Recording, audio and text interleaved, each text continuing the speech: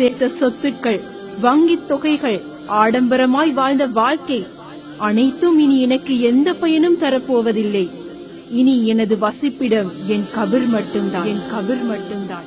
சஹானாவாக இருந்த எனது பெயர் மாற்றப்பட்டு விட்டது. பெற்றோர் பல நாள் தேடி ஆலோசனை எடுத்து ஆசையோடு வைத்த பெயர் மாற்றப்பட்டு விட்டது. இப்பொழுது எனது பெயர் ஜனாசா, அதாவது இறந்த உயிரற்ற உடல்.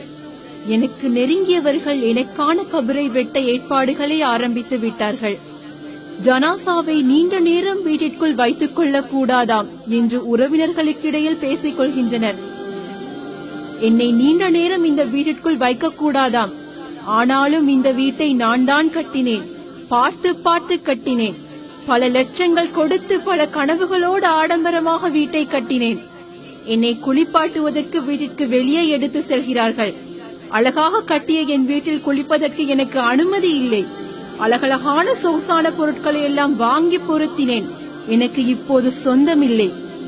இந்த நிலையில் எனக்கு பயன்படாத இந்த பொருட்களை எதற்காக நான் வாங்கினேன்? என்னை குளிப்பாட்ட என்மேல் தண்ணீரை ஊற்றினார்கள். தண்ணீரை ஊற்றுவது ஈயத்தை காய்ச்சி ஊற்றுவது போன்ற வேதனை உணர்கிறேன். ஆனாலும் சொல்ல முடியவில்லை. இல்லை, நான் சொல்வதை அவர்களால் கேட்க முடியவில்லை. என்னை வெள்ளை துணியில் சுற்றினார்கள். விலையுயர்ந்த என் ஆடைகள் எல்லாம் எங்கே? என்னை சந்தூக்கில் வைத்தார்கள். நான் வாங்கிய ஏசிக்கால் ஒரு பக்கம் நின்றது. அது இப்போது எனக்கில்லை. எனக்கு இப்போது இருப்பது இந்த சந்தூக் தான். இதற்கு தானா கஷ்டப்பட்டு இவ்வளவு நாள் நான் பணம் சம்பாதித்தேன்? இப்பொழுது எந்த பயனும் தராத இந்த பணத்திற்காகத்தானா அவ்வளவு பொய்கள் சொன்னேன்? எல்லாம் வீணாக போய்விட்டது. நான் எனது வாழ்க்கையை தொலைத்து விட்டேன்.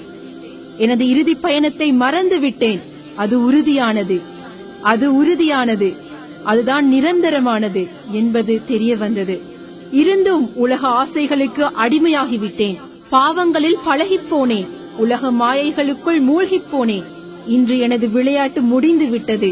ஆனால் அது எனக்கு மட்டுமல்ல, உங்கள் எல்லோருக்கும் தான். இந்த நிலையை ஒரு நாள் நீங்கள் அடையத்தான் போகிறீர்கள். எனக்கு நேர்ந்தது போல் உங்களுக்கும் நடக்கும். ஆதலால் தயாராக இருந்து கொள்ளுங்கள். நன்மைகள் சேர்த்து வைத்துக் கொள்ளுங்கள். அது ஒன்றுதான் மறுமை வாழ்க்கைக்கு இன்பமயமாக அமையும். மறுமை வாழ்க்கையை மகிழ்ச்சிகரமாக மாற்றும். மரணத்தை மறவாதீர்கள். அது நிச்சயமாக வந்தே தீரும்.